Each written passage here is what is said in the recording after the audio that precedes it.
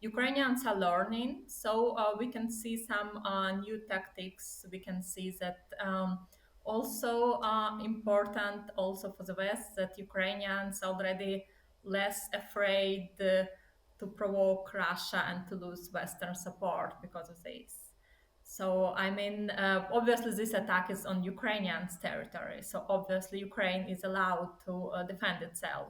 Hello and welcome to Frontline for Times Radio. I'm James Hansen, and today we're talking about the latest on the war in Ukraine with Dr Alina Nychyk, a postdoctoral researcher at ETH in Zurich. Alina, thank you so much. Welcome to Frontline.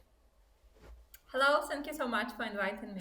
First of all, there is this sense that at the moment we're sort of in a positional warfare period where either Ukraine or Russia make small incremental gains on the front line, be it Russia taking Marinka or be it Ukraine having success with strikes in Crimea. Do you see any change of the type of warfare we're seeing at the moment, that positional warfare? Again, there are a lot of factors which influence how the war is going on. For instance, Western support for Ukraine. Then, yes, what is going on in Russia, and the weather as well. If we speak about Avdiivka now, in recent days there were a lot of Russian attacks, and then from yesterday on. The number decreased because of cold weather. And if we speak about support for Ukraine, there are issues with US support, and we don't know if EU can support Ukraine financial and military so much as US did. And in Russia, we know there will be elections of Putin. I'm calling it elections of Putin because we know he will win. And so Putin will have to give some successes, something. Obviously he control propaganda and he can make success from anything, but it's likely that he would like to have something tangible to show, and so it can increase some attacks on Ukraine, or maybe I think it may be that he would want to have at least the whole Donbass, which was original goal when he started this war. So to liberate the whole of Donbass region, and that's why we see in recent days this increased Russian attacks, and they really want to get the whole of Donetsk and Luhansk region. It's really interesting that how Russia seemed determined to capture Avdiivka almost for a symbolic victory for Putin to present as some kind of big victory. There was talk at the back end of 2023 of him trying to capture it in time for his birthday. So there was almost like a birthday present for Putin. And now people saying, will Avdiivka fall to the Russians in time for the Russian presidential elections in March? Clearly, Avdiivka has taken on a symbolic importance. Do you agree with those, Alina, who think it is now likely that sadly it will be captured by Russia? What we see in recent days that Russia is trying very hard to get it, and Ukrainians are trying to hold it, and Ukrainians are showing real heroism because Ukraine does not have enough of artillery, enough weapons, and what's most important, I think maybe we'll discuss it also further, that Ukraine does not have air support. So each contra-offensive, and for each war it's important to have support from the air, and that's crucial, and Russia has supremacy there. On the flip side, although we've seen Russia, for example, taking Marinka and continuing their assaults on Avdiivka, we've seen some significant Ukrainian successes in recent weeks as well, be it the attacks on Belgorod, be it the attacks on the Black Sea Fleet and on Crimea, and just recently a Ukrainian rocket barrage has blown up a rail bridge the Russian workers were building south of Harytny. Why do you think they chose that particular target, and what's the significance of it? Ukrainians are learning, so we can see some new tactics. We can see that also important also for the West that Ukrainians are already less afraid to provoke Russia and to lose Western support because of this. So obviously this attack is on Ukrainians' territory. So obviously Ukraine is allowed to defend itself. But I think in the first months of the war, Ukrainians uh, may, uh, may have been a bit afraid of doing such a step. And now we see that Ukrainians already trying everything. and that's normal tactics in the war, and that they already can see what is going on, that they observe, and then they attack at the moment when the bridge was already built. It's very it shows this development of Ukraine's tactics. Let's come on to the situation with Western military aid for Ukraine. We were hoping before Christmas that Congress in the US would approve increased military aid. That didn't happen. Here we are, more than a week into January now, and there's still no sign of it. Are you growing concerned by these delays and that potentially we may not get the scale of military support that Ukraine clearly needs? I mean, you read different news, you read speeches of different politicians, and you can hear very contradictory information. And you also cannot know all the discussions which is going on in US. I would say it's very probable that Ukraine will get support and you get as much support as needed. But it's not 100%, and discussions are going on. And for US, obviously, it's beneficial to support Ukraine, and the support of Americans to give support for Ukraine is also quite high. So, I mean, it's not likely that US will leave Ukraine. There may be some changes, some delays, some discussions, but I don't think that this will happen. That Ukraine will become the next Afghanistan. No, it's in Europe. It's very relevant, and even if I may comment on Trump, I don't think that with Trump that would be a full catastrophe. I think that Trump is unpredictable, yeah. So we don't know how he will act, what will happen, and of course he will bring some new worries, and there will be, of course, some worrying moments. What he's doing, what he's planning, you cannot predict what is going on in his head as in Putin's head. But I don't think that it's possible that he will leave totally Ukraine. I mean, it will be worse, of course, but it will not be like total withdrawal from Ukraine. I don't think it can happen. That's really interesting because there have been a lot of people speculating that Trump may try and withdraw from NATO, for example, and if NATO is weaker, you would assume that that is not good for Ukraine. He's even said in the past that he could find a peace deal, he could end the war on day one of his administration, which implies some kind of territorial concessions to Russia. But you think those are overstated, those fears about a Trump presidency, do you? I mean, also he's telling a lot of different things, and as far as I remember, he mentioned it only once or a few times that he would give concessions to Putin or give territory, and then everybody's just choosing his a few words and using it all the time. Even if he mentioned it, it doesn't mean that he would do it. He's just very unpredictable and telling different things. But there are also good check and balance system in US, and I mean. I mean that I'm not defending Trump. Of course, it's better him not to win, probably. But I mean, I don't think it would be that crazy as some people think.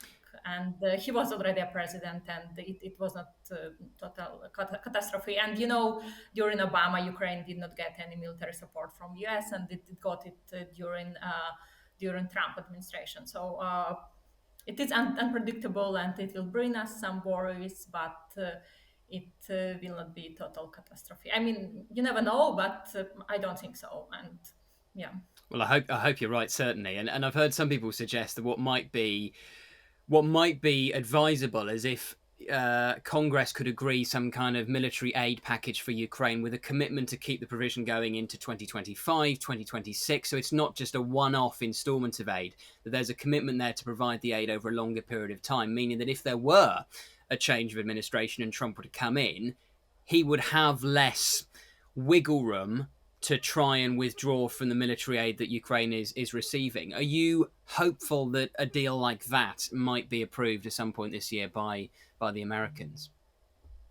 I think, yeah, it's likely that there will be such commitment, but at the same time, I think it's good for you also to gain some confidence. Even the last time when Trump became a president, I was also writing articles that it's an opportunity for you for European Union to become more independent. And there are already discussions, and the EU is preparing for this worst case scenario with Trump.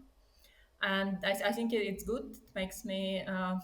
I'm a believer in European Union, and it makes me happy. But sometimes, recently being in Brussels, taking part in these discussions, that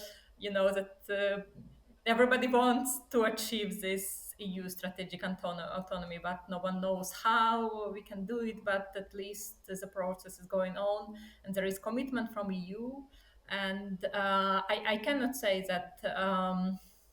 That now at this moment it would be that EU can substitute US, but EU is going in this direction already. And if Trump becomes a president, it's still a few months, and it's possible that EU will be already in a better position as well. And then we have also UK, so Yeah. UK is also a very strong supporter for Well, Ukraine. this is really interesting in terms of what more the EU and indeed potentially the UK can do, particularly whilst there is this impasse in Congress in the US. I mean, the EU, of course, has this commitment to provide 1 million shells a year to Ukraine that it is missing by a significant margin at the moment. Do you think it's a case of simply the production isn't there at the moment in the EU to satisfy that commitment, or do you think it's sort of a political impasse, a bit like what we're seeing in the US, and it's just delays in approving the aid that's required? What do you think is causing the issue in terms of that not hitting that target? Well, normally EU has very slow decision making procedure, so that's an issue always in with every decision. And yes, there is issue with production, but in some countries, Germany is the strongest country in European Union, but due to history for Germany, it was super hard to change this. Its attitude towards military, and so many people still do not want this. And in other countries, EU is a peace project. Originally, it was not supposed to be a military actor and hard power actor, and it's very hard to make this shift. And for societies, for politicians, it's very hard to understand that to preserve peace, they need to become more hard power actor and to develop military. It's this process is going very slow, and the EU tends to concentrate on one issue. I remember doing recent interviews in Brussels, and people who were working on COVID, they just switched working on Ukraine because the EU can have only one priority, And so if there is one problem, they can only deal with this problem.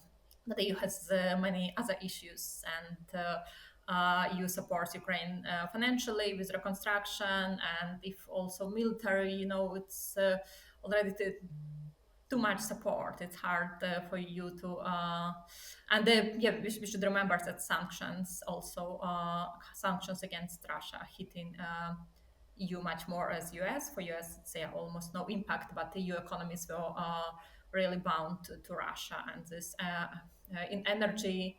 EU was dependent on Russia, so EU already has these problems with energy, and in other industries, all this trade with Russia was very, very important, and now it's almost stopped.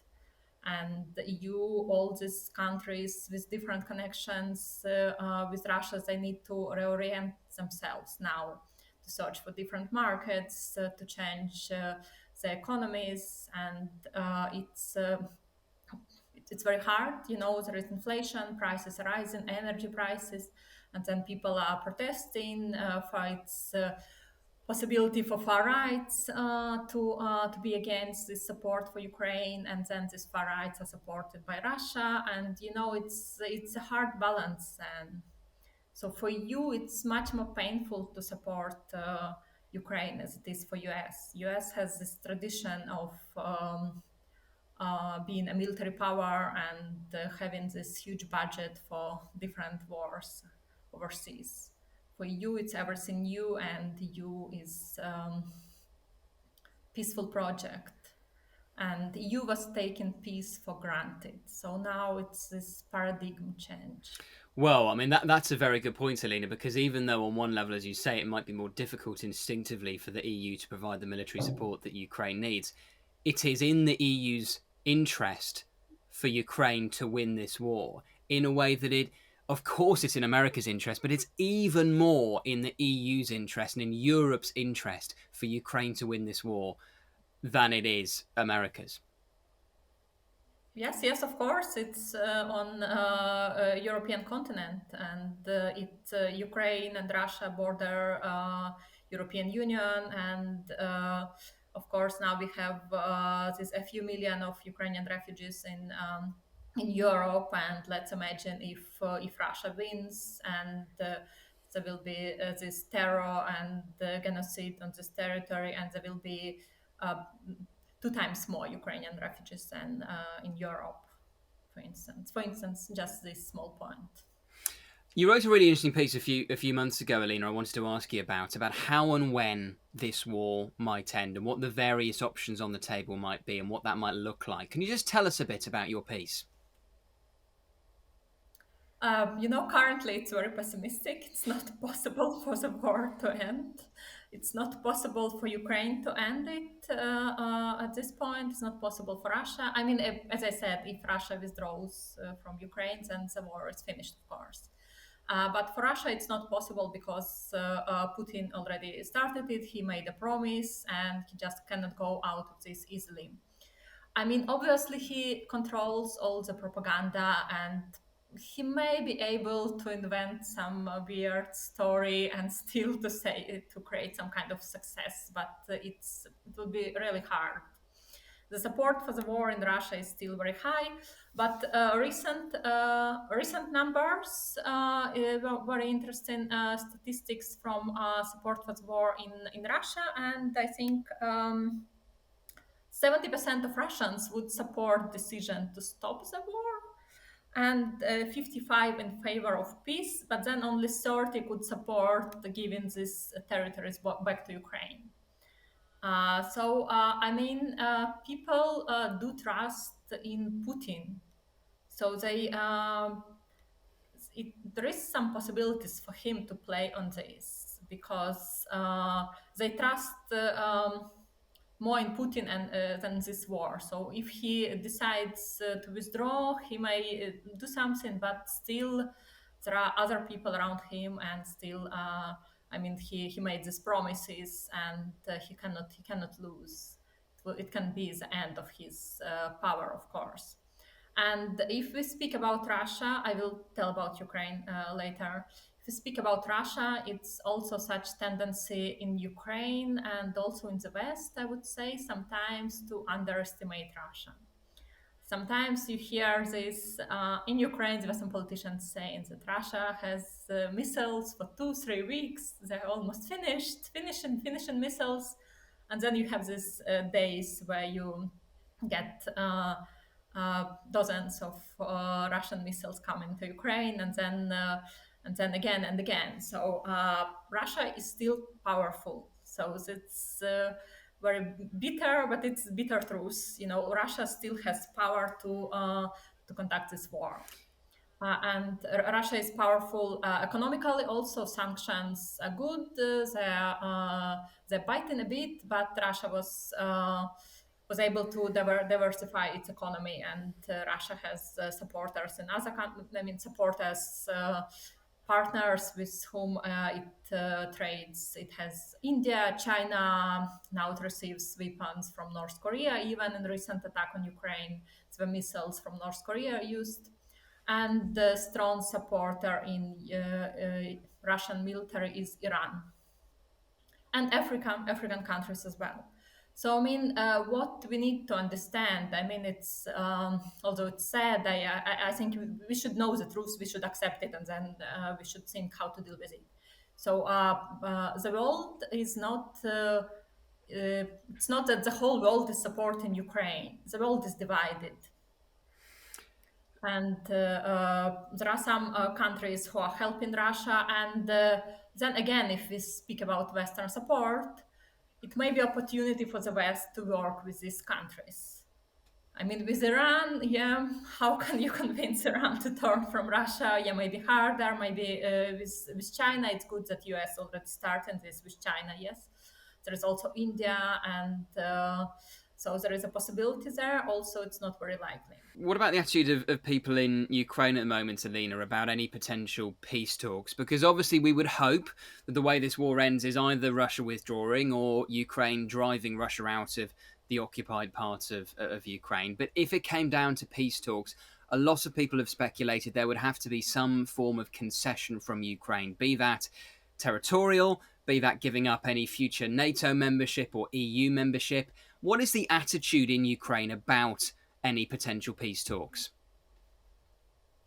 Yes, regarding Ukraine, it's also not possible to surrender because Ukraine, Ukraine has lost already so much, and so many people were killed, and these atrocities, like in Bucha or Irpin, there is this hate so much. You cannot just surrender now, and all infrastructure destroyed and everything. And if we come again to statistics and more than 80%, yeah, almost 90% of people are against any territorial concessions to Russia, even in the face of long-lasting war and other threats.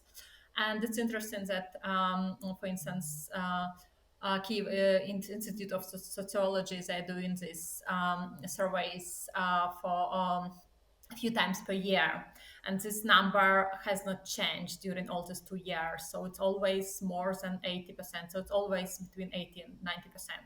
So people against any territorial concessions, including Crimea and Donbass.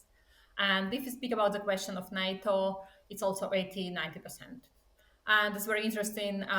So I would like to point out into this because many people think that Ukraine is aggressive. Ukraine wanted NATO, and that's why Russia attacked. So it's not true. Before 2014, when before Russia annexed Crimea, support for NATO was very little. It was much less than 50%.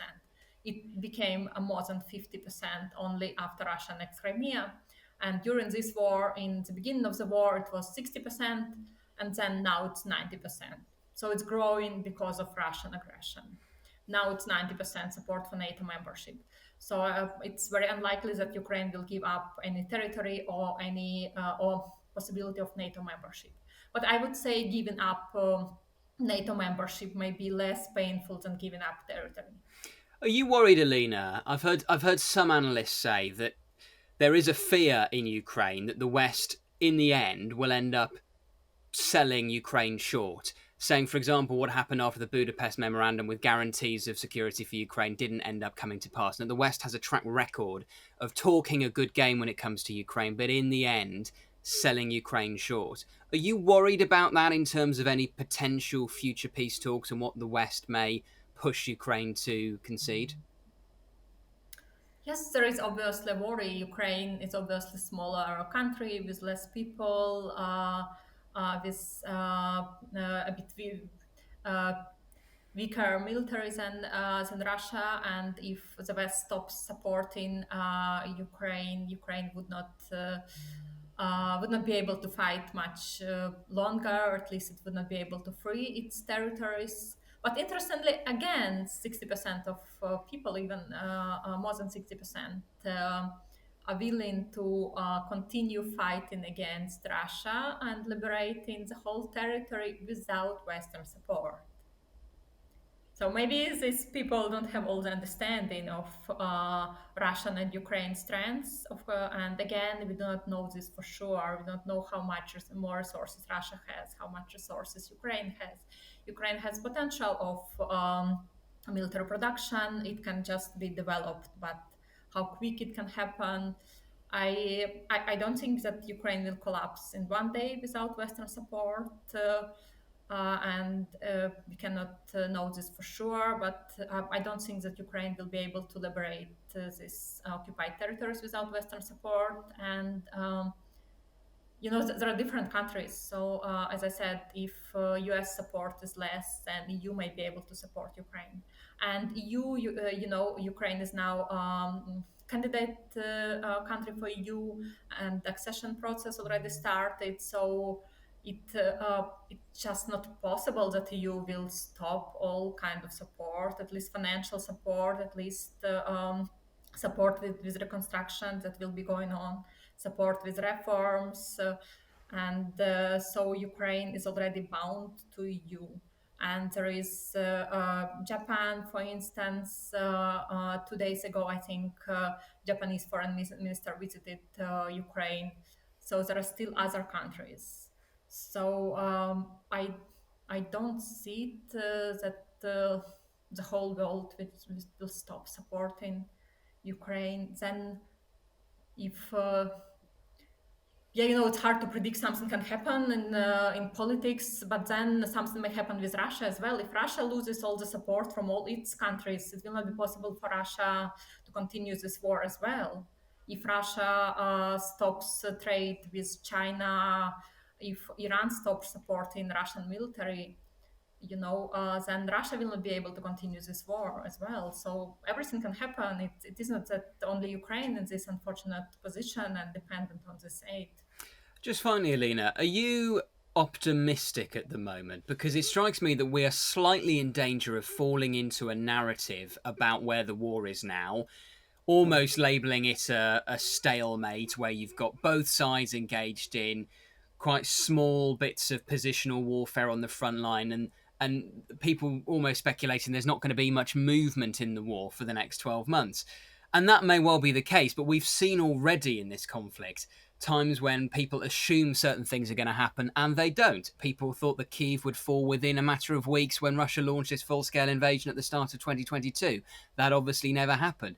There were predictions that the Ukrainian counteroffensive last year would be more successful than it was. There was talk of being in Crimea by Christmas. That didn't happen. Are we in danger, do you think, now of almost assuming that the war is going to remain a stalemate for the rest of 2024 when perhaps actually the fundamentals are still far better for Ukraine?